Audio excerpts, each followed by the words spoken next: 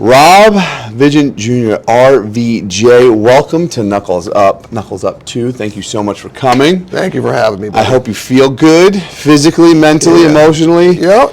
Your vision's good after seeing the 300, and we'll call him 400. He looks at least that big, right? He's very wide. I would say he's marginally wider than me, but that's to be expected. Marginally, right? Yeah, you just said marginally. Just a little. But I think I got him in the height department a little bit. You do. That you do. Yeah, I mean, I saw him. He's been trying to troll me a little bit, play a little bit of the Devon game. And Yeah. I mean, I told him, I'm like, you don't need to rent space up here because I troll myself.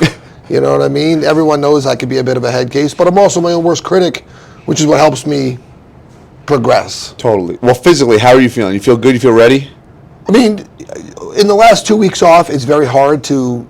I always struggled with that my whole career because, like, when you take rest, you start to feel soft. Sure. So there's like a little insecurity, but when I went to practice and stuff, I feel I'll be strong and capable. Yeah. Now, thinking about your match, right? And I just talked to Brandon about this. Obviously, we know he likes to call it his Queen's move. Yeah. Right. That's like the B-Rabbit. You ever see the movie with Eminem? Oh yeah, 8 Mile. And so in the last rap, he like bangs on himself. So nobody else can bang on him. So he's kind of like downplaying himself and cutting all the lanes so no one can make fun of him. Sure. It's like, I know I'm fat, I'm just a power lifter, I know I'm a nobody. So you say all the things that no one can bang on him for.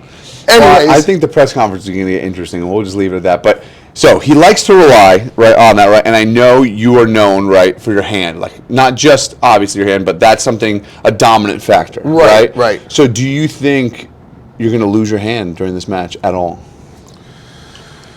If I'm smart, no. Okay. If I'm stupid, and I've seen many a good puller fall into the same trap that I've said the King's or Queen's move is, which is they fall to a spot where you're chasing them and you're very eager to finish the match, and then you end up somewhere and they're cracking your own wrist in the chase. So if you don't fall into that trap and kind of play the middle ground, and I could play the height and stuff. Do I think he's going to take my wrist and hand via being stronger than me? No. Do I think I could fall into a trap that would be my fault? That's what I'm conscious of. Interesting. I know. I think it's going to be a great match. I know. Personally, I think it's going to go close to the 5 rounds. I don't think. I mean, he was very confident in saying, he's hoping for a 3-1 or 3-0. I think I know a little more about arm wrestling. I don't think that's going to happen. I think you guys are going to fall into, because it's a great stylistic matchup, right through. I think it's going to end up being a really good war. But yeah, look, I'm excited. I think it's going to be a really good match. Yeah. I know you're ready. I know he's ready. And I think the determining factor, and correct me if I'm wrong, after I've watched the two of you, I don't see him turn the switch on when he gets to the table. Right. And I know you're the type of person that when it's game time, it's game time. Yeah, I mean, I can with the right contributing factors. I just got to feel what I want to feel. I got to, right now I'm like a little bit like those pre-tournament back at it jitters, and I just need to feel that initial something and I can engage.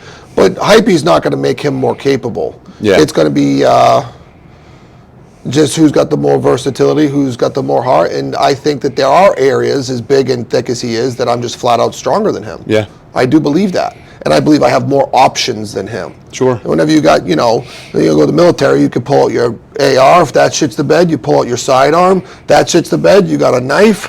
Fucking, you lose that in the mud, well, guess what? You got hand-to-hand combat too. I think he's the guy that's just got a clip with an AR, and if that shit's the bed, that's a great point. It's all done. Brandon, you better listen. You better listen because he's coming for you. Yeah, I got equal weaponry where it counts and more on the accessory panel. So now that being said, let's put your match aside for a second, right? So first time at Knuckles Up. Thank you so much for coming. Right. Obviously, we really appreciate it. The rest of the card, we have a stacked lineup. Is there any match in particular for you that sticks out that you might be excited about? Yeah, I'm excited about Warzinski and Shark. I think Warzinski had a tough run at East vs. West against Bacho. Stylistically, the speed and everything stuff, it was tough. I think it knocked him down a little bit, not in status to me, but kind of knocked him back a little bit. Haven't seen much. And then Shark's been doing good. Don't know if I've seen them compete, but these are guys that are around the realm that I would compete in if I wanted to be weight class restricted. So it's nice to see kind of like the who's who of the moment. Yeah. And I think it's a balanced match where it's not like a mismatch that was put together. I think it's very interesting with two top guys. Yeah, and I know Adam, he finally doesn't have to make weight. He can get as heavy as he likes. So I think that's going to be interesting. And Andre has to get down to 220. So right, he hasn't Andre's been able like to a eat taller, for 2 days. bigger guy. Yeah. And Adam's probably more like a 205 guy. Yeah. So he can like be at the buffet. Yeah. Where and that does play on your body. It plays on your system. So it's interesting. It's an interesting one. I'm curious about Jason Merlo and Tom Holland. Mm-hmm. That's like an all or nothing match. Like both guys need to secure their move, or it's like destruction. Yeah. And I think they're both built to counter each other's moves. Yes, exactly. So we were measuring their limbs yesterday. They're like almost identical. So it's interesting. Like body frame wise, I think Jason might be slightly broader, but in terms of lengths of arm, lengths of hand, fingers, and everything, they're very, very similar. So it's going to be interesting. And Tom is, explosive, and he's used to pulling those types of people that are rollers, and Jason's used to rolling. So those two are really good for me to like dial in on. Cool. Well, Rob, before we finish up here, thank you once again for coming. I really appreciate it. This has been a great experience so far. Really. The floor is yours. He's listening. Brandon's listening. What's your last message to your opponent? Oh, man, I told him that he suffers from big guy syndrome because, big guy syndrome is worse than little guy syndrome because everyone can understand why the little guy is insecure. But you're the big guy that needs to walk around telling everybody that you're the big guy as if we don't see you because you're trying to pull the compensation for handling the fact that you could potentially get manhandled by a much smaller man. And I feel for you, bro. We all have our insecurities. And you've laid out the win-win for me. If you beat me, you're just too hulking, huge, and strong. And if you don't, wow, what a fall from grace, brother. I'm sorry. I feel for you. Well, that's it, Brandon. You heard it. Guys, grab your pay-per-view now. It's going to be an absolutely amazing night, Rob. Thank you so much. Oh, God, I don't know. It's going to be a good one. Guys, we'll see you later. Thank you so much.